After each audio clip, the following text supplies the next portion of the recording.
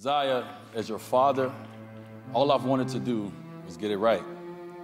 I've sat back and watched how gracefully you've taken on the public scrutiny. And even though it's not easy, I watched you walk out of that house every morning as yourself. I admire how you've handled the ignorance in our world. I admire it that you face every day. To say that your village is proud of you is an understatement. Thank you for showing me that there's more than just one way to communicate effectively. You've taught me that communication with my mouth isn't enough.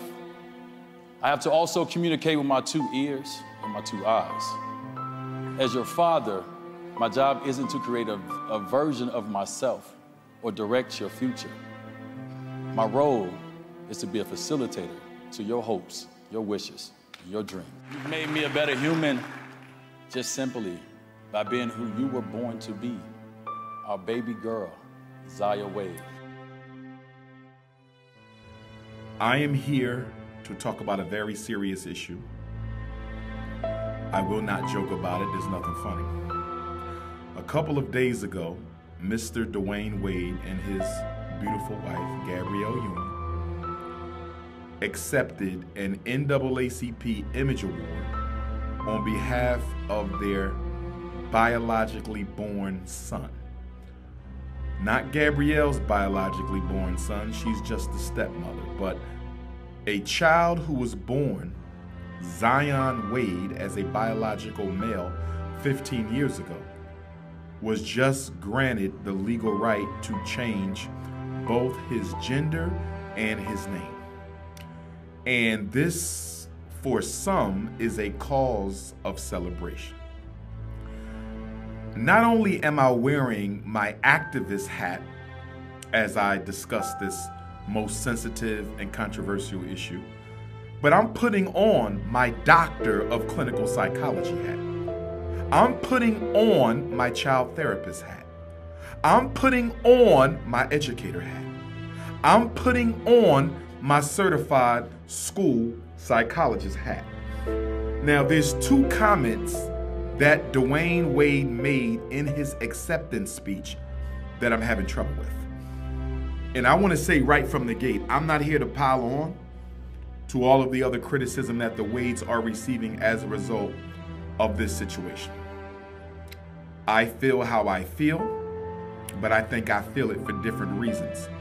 Because as a statesman for the African race, any type of scheme or scam, campaign or agenda ran on African children that threatens the survival of our people is something I have to speak out against. And so I'm going to offer my comments and criticism with the greatest respect. And I want to affirm that I do not support, encourage, nor condone violence against any human being for reason of race, class, culture, religion, sexual orientation, or sexual preference. Zaya Wade should not be harmed, no matter how much we may disagree with that child's parent allowing this to happen. No homosexual, no lesbian, no bisexual, no transgender, no intersex or asexual person should be harmed for what they have done. I do not support violence against LGBTQ or against anybody else. No way, no how, I don't support it. I disagree with the lifestyle, but I do not advocate violence against anyone, and I want to make this very clear.